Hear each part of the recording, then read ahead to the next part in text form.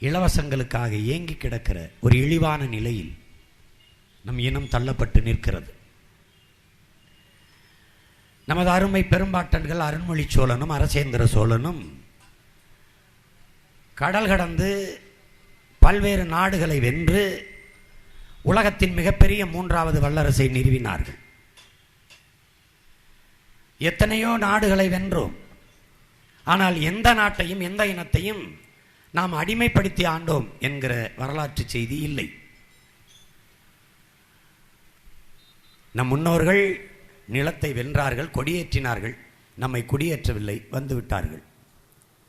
ஆனால் நம்மீது படையெடுத்து வந்த வேற்று இனம் மன்னர்கள் அவர்கள் கொடியேற்றியதோடு அவர்கள் மக்களை நம் நிலத்தில் குடியும் ஏற்றினார்கள். ஆனால் தமிழர்கள் நாம் நம் உடன் பிறந்த பெருந்தன்மையாலும் பேரன்பினாலும் பிழைகள் பல செய்தோம். பல ஆயிரம் ஆண்டுகளாக தமிழர் நிலத்தை நமது பாட்டன் முப்பாட்டன் சேர சோழ பாண்டியர்களுக்கு பிறகு நமது நிலத்தை நாம் ஆளலை. மக்களாட்சி காலத்தில் நம்மை ஆண்ட பெருமகன் நமது ஐயா காமராஜர் மட்டும்தான். அதுவும் அவர் தூய தமிழராக ஆளலை, ஒரு இந்தியராகவே முழுக்க முழுக்க இந்த நிலத்தை ஆண்டார். ஒரு தமிழன் தமிழர் நிலத்தை இதுவரை ஒரு தமிழனாக ஆளவில்லை. அதனால் என்ன பிரச்சனை நீங்கள் கேட்கலாம். எல்லாமே பிரச்சனை. நாடு தமிழ்நாடு பெயர் வைத்தாகிவிட்டது. ஆனால் தமிழுக்கும் தமிழருக்கும் இது சுடுகாடு. நீங்கள் பார்க்கிறீர்கள், ஆம்பூர் நகர வீதியில் பேருந்து நிறுத்தத்துக்கிட்டே ஒரு நின்று பேசிக்கொண்டு இருக்கிறேன்.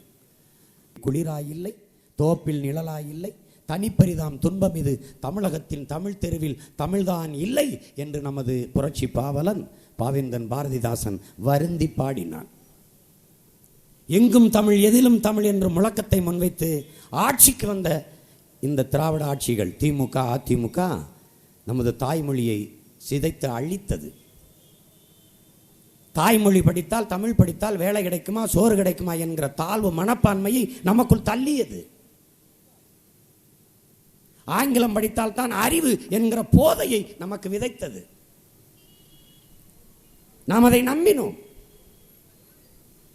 ஒரு முறை கூட சிந்திச்சு பார்க்கல. அமெரிக்காவில் பள்ளிக்கூடத்துக்கு போகாதவன், இங்கிலாந்தில் பள்ளிக்கூடத்துக்கே போகாத படிக்காதவன் அழகாக ஆங்கிலம் பேசுகிறான். அது அறிவா? இல்லை, அவனது தாய்மொழி.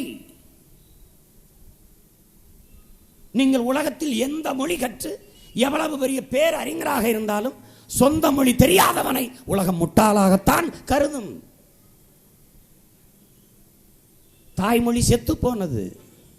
தமிழ் செத்து போனதால் தமிழன் என்கிற உணர்வு செத்து போனது. தமிழ் தமிழர் என்கிற உணர்வு செத்ததால் சாதி மத உணர்ச்சி மேலோங்கி நின்றது. தமிழனுக்கு மொழி பற்று இனப்பற்று இல்லாது போனது. சாதி பற்று மதப்பற்று தானே இருக்கிறது. அதனால் என்ன குறை? தமிழனுக்கென்று அரசியல் இல்லை, அதிகாரம் இல்லை. படையாட்சிக்கு பறையர் வாக்கு செலுத்த மாட்டார், பறையருக்கு படையாட்சி வாக்கு செலுத்த மாட்டார், தேவருக்கு தேவேந்திரர் வாக்கு செலுத்த மாட்டார், தேவேந்திரருக்கு தேவர் வாக்கு செலுத்த மாட்டார், இந்து தமிழருக்கு இஸ்லாமிய தமிழர் வாக்கு செலுத்த மாட்டார், இஸ்லாமிய தமிழருக்கு கிறிஸ்தவ தமிழர் வாக்கு செலுத்த மாட்டார், கிறிஸ்தவ தமிழருக்கு இந்து தமிழர் வாக்கு செலுத்த மாட்டார். பிறகு எப்படி தமிழனுக்கு அரசியல் வரும், அதிகாரம் வரும்? வராது. ஆனால் இவர்கள் எல்லோரும் சேர்ந்து தமிழர் அல்லாத தெலுங்கர், மலையாளி, கன்னடருக்கு வாக்கு செலுத்துகிறார்கள். இது ஒரு வரலாற்று கொடுமை. இது ஒரு வரலாற்று கொடுமை. என்னுடைய பொருளாதாரம், என்னுடைய அரசியல், என்னுடைய அதிகாரம், இதில் 3 ஏதாவது ஒன்று அடுத்தவனிடத்தில் இருந்தாலே நான் அடிமை. அப்படிதான் வெள்ளக்காரன் மிளகு வாங்கி விற்க வந்தான். வியாபாரம் மிளகு. மிளகாய் நம்மளோடது இல்லை, அது இத்தாலியோடையது. மிளகுதான் நம்மளுடையது. அந்த மிளகை வாங்கி விற்க வர்த்தகம் செய்ய வந்தவன் இடத்தில் நமது பொருளாதாரம் போச்சு. போன உடனே நம்ம கடுமையான வறுமை வந்துச்சு, கை கட்டினோம். கை கட்டினோம், நம்ம அரசியல் அதிகாரம் அவன்கிட்ட போயிடுச்சு, அடிமையானோம். அப்படிதான் நமது இன மக்களுக்கு நம் பொருளாதாரம், அரசியல், அதிகாரம். 50 ஆண்டு கால நம்ம நிலத்தை ஆண்ட அதிகாரம் நம்முடையதா, தமிழனுக்கானதா? ஒருவர் சொல்லுங்கள். ஐயா கருணாநிதியிடம் இருந்த அதிகாரம் தமிழர்களுக்கா, தமிழுக்கானதா? அம்மையார் ஜெயலலிதாவிடம் இருக்கிற அதிகாரம், இருந்த அதிகாரம் தமிழனுக்கானதா, தமிழுக்கானதா? எங்கே இருக்கிறது தமிழ்? எங்கே இருக்கிறான் தமிழன்? தமிழனுக்கானது என்றால் ஆந்திர காட்டுக்குள் 20 பேரை சுட்டுக்கொள்ள எப்படி சந்திரபாபு நாயுடால் முடிந்தது?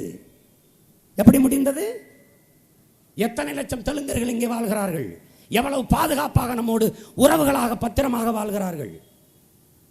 காட்டுக்குள் போய் செம்மரக்கட்டையை வெட்டினான் என்று களவாணி பட்டம் கட்டி சுட்டுக் கொண்டானே, கேட்க நாதி இருந்ததா? ஏன்? அவருக்கு தெரியும் இந்த அதிகாரம் தமிழனுக்கானது இல்லை என்று தெரியும். சுட்டால் அங்க இருக்கிற நம் மக்களுக்கு இடையூறு வரும். ஏன் சந்திரபாபு நாயுடுக்கு சொந்தமான ஹெரிட்டேஜ்ங்கிற பால் நிறுவனம் எத்தனை ஆயிரம் இருக்கு, அதை உடைப்பான் தமிழனுங்கிற அச்சம் ஏன் வரல? இந்த அதிகாரம், இந்த ஆட்சி தமிழனுக்கானது இல்லை என்று அவருக்கு தெரியுது. ஆந்திர காட்டுக்குள் 20 தமிழனை சுட்டு போட்டிருக்கான். 2 காட்டு எருமையை சுட்டு போட முடியுமா? 2 கரடியை சுட்டு போட்டிருக்க முடியுமா? 2 மானை சுட்டு போட்டிருக்க முடியுமா? 2 மயிலை சுட்டு போட்டிருக்க முடியுமா? முடியாது. ஆனால் 20 தமிழனை சுட்டு போட முடியும். ஒரு மரக்கட்டைக்கு இருக்கிற மதிப்பு கூட மனித உயிருக்கு இல்லை. அதை நாம தெளிவாக புரிஞ்சுக்கணும். இந்திய நாட்டின் பிரதமர் ஐயா நரேந்திர மோடி ஆந்திராவில் கோதாவரி நதியிலே புனித நீராட போனவர்கள் 29 பேர் நெரிசலில் சிக்கி இறந்து போனார்கள். அது ஒரு விபத்து. அந்த விபத்திற்கு உடனடியாக எடுத்து வருத்தம் தெரிவிக்கிறார், கவலை தெரிவிக்கிறார். 20 பேரை சுட்டு கொன்றது ஒரு படுகொலை. சத்தவன் முழுக்க தமிழன், கொன்றது தெலுங்கர்கள். ஒரு இனப்படுகொலை. ஒரு காட்டுக்குள்ள கூலி தொழிலாளியை கொண்டு குவிச்சது. ஒரு கண்டிக்கலை, ஒரு கண்டனம். அது கண்டிக்கத்தக்கது. அந்த மரணத்திற்காக நான் வருந்துகிறேன் என்று ஒரு வார்த்தை சொல்லலை. அப்படி என்றால் தமிழன் நாதியற்றவன். இந்த காட்டுக்குள்ள நீ சொல்ற இந்தியன், நீ சொல்ற திராவிடன், தெலுங்கனும் திராவிடன், கன்னடனும் திராவிடன், மலையாளியும் திராவிடன், நானும் திராவிடன். திராவிட சகோதரனை சுட்டுக்கொள்ள எப்படி மனசு வருது? வந்துருச்சு. ஏன்? எவனுங்க திராவிட இல்லை, அவர் தெலுங்கர், நாம தமிழர். சாந்தவேல்னு ஒருத்தன் ஐயப்பனுக்கு சாமி கும்பிட போனான் கேரளாவுக்கு. ஐயப்பனுக்கு ஒரு தேநீர் கடையில் இருந்த இந்த வெந்நீர் குடுவையை தூக்கி மேலே கொட்டி கொண்டு விட்டான். அப்போ அவங்க சொன்ன பதில் என்ன? அந்த மாநில அரசு ஒரு கண்டனம் தெரிவிக்கல, தமிழ்நாடு அரசு ஒரு வருத்தம், ஒரு கண்டனம் தெரிவிக்கல. சாந்தவேல் குடும்பம் 2 கைப்பிள்ளையோட ஒரு பொண்டாட்டியானே அதை நினைச்சு ஒரு சத்துணவு ஆயாவாது கொடுங்கன்னு கேட்டோம் ஜெயலலிதாட்ட, கொடுக்கல. அந்த அம்மையார் கண்டிச்சு ஒரு வார்த்தை சொல்லல. நாதியற்றவன் தமிழன். உன் சாவுக்கே வரமாட்டான், உன் வீட்டு இளவுக்கே அழமாட்டான் இவன். அதை நீ கவனத்தில் வச்சுக்கணும். இந்திய கடல் எல்லைக்குள் 840 மீனவன் சிங்கள கடற்படை வீரர்களால் கொல்லப்பட்டிருக்கான். இதுவரை 840 பேர் செத்துருக்கோம். ஒருத்தன் 2 பேர் இல்லை, 840 பேர். அவன் சொல்ற காரணம் என்ன? எல்லை தாண்டி உன் மீனவன்